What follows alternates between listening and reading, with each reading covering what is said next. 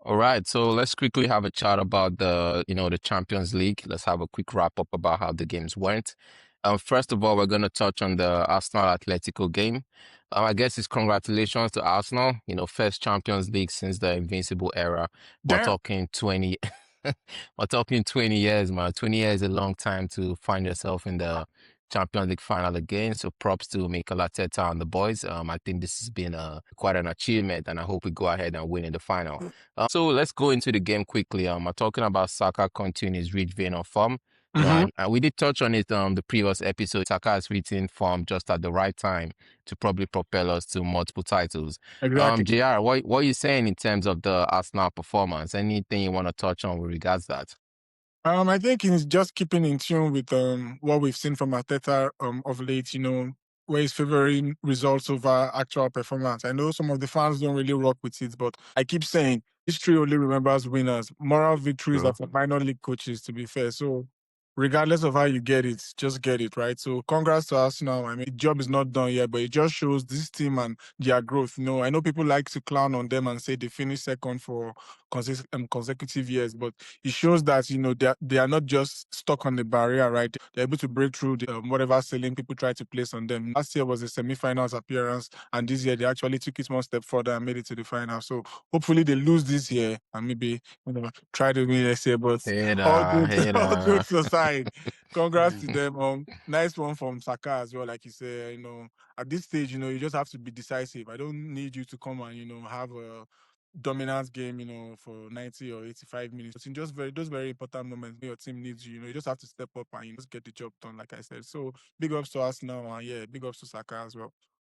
Yeah, I couldn't agree less. I'm French, just an Arsenal fan. How does it feel though? Last time we found ourselves in the Champions League final, it wasn't anything to write home about. Despite having mostly the best players of the Arsenal generation, we still ended up losing to a Barcelona side, fielding top players like Eto'o, Henry Claassen, and Ronaldinho. So how did it feel when we, saw our boys get to the final? Looking forward to PSG. Any emotions there? What are you saying, bro? Yeah, man, it did feel good, like to see the boys like get it over the line to get to the final. We just got back to the Champions League like 3 years ago. The first appearance, we got to the quarterfinals. Second appearance, semifinals, lost out to PSG. Now we're playing the finals with the champions of Europe. Like who trashed Chelsea on the way down. Like I had to just bring them in. So yeah, it felt good. The fans, the environment, you could see it was one of the biggest games like of the Emirates era. I don't think there's been any bigger game, Nah, that we've no. had in the history of, the Emirates. Like you obviously can't play the final in there, but like big semi-final night to grab a victory in front of the fans. Yeah, it was something of joy, but we gotta hold back and we have 4 finals to go. Hope we get the job done, clinch the title, and we can just say with confidence that, yeah, now we're champions of Europe. We can sing that, and we'll probably have ours We in can gold as well. finally sing that, my G. To your point, I hope we actually win, and as you said, we can finally sing that because I'm tired of hearing, clubs like Nottingham Forest and especially Chelsea telling us stuff like champions of Europe. You never Yeah, sing that, so I have a hopefully we can question. actually sing Sorry, that. my man. I have a So let's question for quick. the both of you. So if Okay, yeah, If go this ahead. Arsenal team eventually Yeah. does the double, does this make them greater than the Invincibles, or what do you think? Obviously, man, because they done things.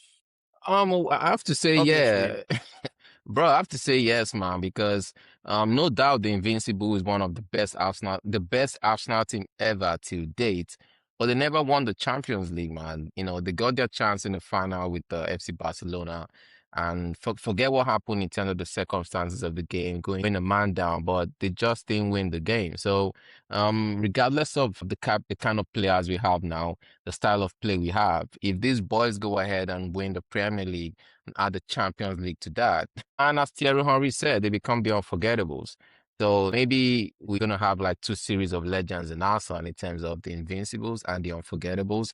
But I guess only time will tell. But I really hope these guys go ahead and cross the line because they've sort of gotten a lot of hate from the media and Hey, from other teams, hey. for lack of better terms. But I have to say Yeah, they've gotten a lot of hate, man. Keep talking about the style of play. We park the bus and not even said it, man. We're boring to watch. So I hope Haram Ball eventually wins the Premier League and the Champions League, and I guess we'll see. Speaking of Haram Ball, though, I think it's fair to say the Arsenal Atletico game was sort of the Haram Ball semi-final. Franch, do you want to quickly touch on the style of play that we saw in the semi-final in The that game? style of play, man, it was all tactical, basically. Having Atletico try to play on the break, keep it tight. But we did play some good ball, and I know we'd give props to Saka for pushing us through, but man, one of the keyest guys in the team was Victor, man. I know I gave him criticism in two episodes ago. But man, Victor was immense for us, like up front, running through the channels, holding the ball up. Was unlucky to even not score in the game. Like he had a great chance created by Incapi, if you can remember. So Yeah, Victor was very good for us. Yeah, yeah. Yeah, and our goalkeeper has just been immense for us. Like David Raya, like I think come he's your through, he's your make some unsung hero of the season. I think so. exactly, and for him to be capping the Golden Glove for the third season in the row, in the I don't Premier think it's League, been done before, right? and in the Champions League, like he's got the Golden Glove as well because you have the most clean sheets and Yeah, nine Mm. clean so sheets, eh? I think he's matched the record with the former Chelsea Mendy, keeper, is it Mendy. Mendy? yeah. Yeah, Mendy. So nine clean sheets. So if we actually go ahead and keep a clean sheet in the final, that's going to be a record of 10. So to your point, Franch, I think Raya has been an unsung hero. And talking about key players though that propelled us to the final, I think Declan Rice also had a proper performance. Let's just touch on Declan there because but we're going into a final involving a strong midfield battle, talking about, João Neves and Vitinha. But I think Declan Rice is probably, the only, in terms of world-class midfielder that we can have to compare with that midfield, because it's going to be a midfield battle in terms of how the game is going to go. But what do you think? Do you think Declan had a storm of the game also?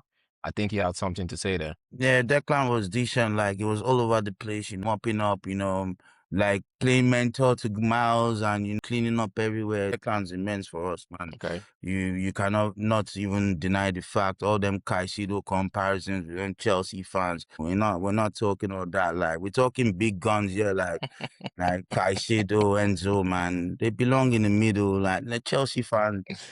Put it out, man. Oh, Declan's damn. a star boy. He's gonna be on the Ballon d'Or again.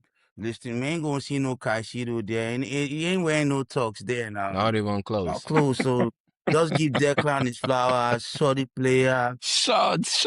good team leader. You know what I mean? And he came from Chelsea Academy again. How many of these players are Yeah, true Chelsea, point. man? And peace out to Chelsea, Okay, though. so screw Chelsea though. Let's go back to the Champions League. They're not even in the Champions League, so no need to talk about them. So PSG Bayern, I think it was like a total opposite of the first leg Exactly. performance. Kind of looked like the teams were more interested in protecting what they had to make sure they got to the final, and they didn't sort of throw caution to the wind. JR, do you want to touch on the game in terms of the differences between the first and the second leg? Yeah, I think we slightly touched on it last time where we said I think it's going to have a different feel because psychologically it plays at the back of your Yeah, mind that it's just one game to the finals. But I also think the early goal from PSG knocked out the stuffing from Bayern. I don't think they ever true. recovered from that early punch. I think it took them way Bro, too can long you to get break their. down the goal? The goal was so crazy, man. Yeah, it It was was just just I touch, like. touch. Oh my Yeah, Bayern God. were set up like the way they had the first leg, thinking that PSG was going to do, because you could see Upamecano Fole's man high up the pitch, but there was a quick layoff, and Quara is always willing to run. And kudos to Quara for not just running, finding the perfect final ball, and what a finish from Dembele. So, like I said, to Francis' point, the goal was so well worked that it knocked the stuffing out of the Bayern team and the atmosphere, and that's why you could see. They didn't Yeah, see you it can see coming. players like Olise had a very, very, very poor game. I think, like I said, Diaz was not as popping as they were when they went to PSG's home. PSG gave them the early knockout blow, and I think they didn't gather their discipline early enough until the end of the game where they threw caution to the wind, and at that point PSG, you could see they basically realized that they didn't have to play an open game anymore because they already had one leg in the final. So the coach showed another type of versatility to the squad where they just sat back and soaked up pressure and just hoped to hit them on the counter, which I say this PSG team is so versatile and so dynamic. Kudos to Enrique and the boys, right? They show why they are defending champions, and right now it's looking like they're going to defend their title properly. So yeah, nice one for them. Yeah, so still on Enrique though, I think he sort of showed his tactical flexibility, and I think you already touched on that because a lot of talk about Arsenal being very strong defensively, but just looking at the way that PSG Bayern game went, immediately they scored the goal. Enrique sort of showed that, when it comes to defend, he has the capability to actually lock up a Exactly. game, kill the attack, and defend when he wants to defend and attack when he wants to Exactly. attack. I'm still talking about Enrique's flexibility, and I'm going to go back to Olise. We sort of saw a pattern where when the keeper had the ball, he sent a long ball all the way to where Olise was, and then immediately Olise got the ball. He was sort of looking for like the throwing area. Immediately you see the PSG players pressing him, and I think Olise lost possession about 4 to 5 times due to that tactical masterstroke. So, do you think that's something we're going to see in the final in terms of sending long balls towards where Saka is and then pressing Saka to win the ball and basically be on the attack close to the final third? Did you guys spot out that tactical masterclass Yeah, by I did Enrique? see the parts where the goalkeeper kept on sending balls. I think the goal was to saturate that portion of the pitch, so Alisson would have a lot of Yeah. space to run in behind. And I think, to your point, it worked in the sense that it was overwhelmed with how tight that area of the pitch was, that it led to so many turnovers. Right. Then to your question Exactly. about whether he's going to deploy the same tactics against Saka, I necessarily don't think so, because I don't think Arsenal's attack is set up the same way Bayern's attack is set up. So no need to specially neutralize just one part of the field. I think he will be looking to not only neutralize Saka's prowess, but also make it tight for someone like Victor Gyökeres not to have more impact on the game as well. So yeah, so I don't think he will probably. I know we'll probably see some silly tricks, to nullify the Arsenal squad. Maybe starting Brian Ruiz instead, or starting Zara Emery instead. But yeah, it's going to be a very, very, very interesting tactical setup in the finals for sure. I think Spanish guys Okay, just so have a way of, sorry to interrupt you. I think the Spanish guys just have a that's way cool, bro. to humbling Vincent Company, because it was the same thing when we played in the group stage. Arteta had the master stroke on him. They followed Kane all around the field and limited the way they had to go through that young one, that kid, the 17-year-old guy who was really exceptional in that game. And Kimmich also trying at Yeah, he got the goal, yeah, but we in limited that the game. attack that way because Kane always used to drop deep, play the wingers and stuff. So we had someone pinned to Kane going high up the pitch. I think it was Saliba that was on him, and that's why we were able to at least get that 3-1 victory. So yeah, Enrique did something like that again to him. So these Spanish guys, we have to respect them. The Peps, the Enriques. Hopefully Arteta can get in that field, but you see he learned from one of the best guys. Like these Spanish guys are really good at managing and tactical moves. They got it. Yeah. I know. Okay, I have to agree with you on that, Fran. So speaking about the Spanish guys, it's gonna be a all Spanish coach final, and we sort of touched on what we expect in the final from a tactical point of view. So I guess just to summarize what we're saying, we're expecting different surprises, and it's not just gonna be a repeat of what we've already seen in the semi-final in terms of what Enrique and Arteta have in stock for us. So quickly, let's touch on the Europa League. Emery's at it again, Good Europa League evening. God is freaking in the final. Good evening, guys. It's freaking in the Europa League final again, and the indication is they're gonna be playing Freiburg, so that's probably gonna be an easy win for Unai Emery, and that's how many Europa League does That'll he be like have now? It's like 6 or 4, 5, 6, six or It'll 6 probably seven. be or 6. If he wins it again, I 6. think it's going to be a 6th trophy, right? 6 of. I have to say, as an Arsenal fan, also an Emery don't really align, but 6 Europa Leagues, man, Exactly. that's at least No something to big write deal. home about. Yeah, and giving Aston Villa their first European trophy in quite some years since they won the Champions League a while ago. I think that sent them Right. back to the Champions League, so that's really big stuff for Aston Villa, man. JR, do you want to quickly touch on Emery's Yeah, I performance so think far Emery this has season? shown time and time again that once you put him in a certain environment, he's going to deliver. But when you take him higher than that environment, he folds under pressure. We saw it King when he of was. mid. Yeah, exactly. It's like a big fish in a small pond type thing, right? You saw it when it was Exactly. flourishing with Sevilla, King of making mate. back-to-back Europa League finals, or then as it was known, the UEFA Cup, making back-to-back finals and winning. Then he tried to make the transition to PSG and he faltered. He came to Arsenal. We saw the same thing. Then now he's back to Aston Villa and he's showing that this is where he thrives, right? To your point, he's taking Aston Villa to their first European appearance in a very long time. And if he wins it, it's going to be a huge feather for him. So I think Aston Villa fans will probably be excited. I'm happy for Emery because now not only is he securing qualification for Champions League via league positions, if he wins the trophy, he's going to secure qualification through that too. So I think these are exciting times for Aston Villa fans. And yeah, I think they probably look the favourites to win the finals. But stranger things have happened. So let's not write Freiburg off yet.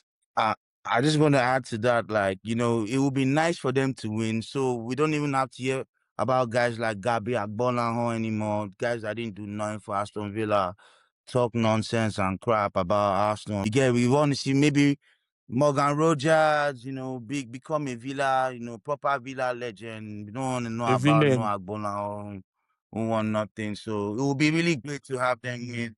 True, man. Agbolanho is literally Yeah, a man, legend, because man. that's Villa ain't won nothing in a while. So you get And he's a legend, bro. That's less of trash, a man. baller, man. So yeah, we also moved down to the Conference League Okay.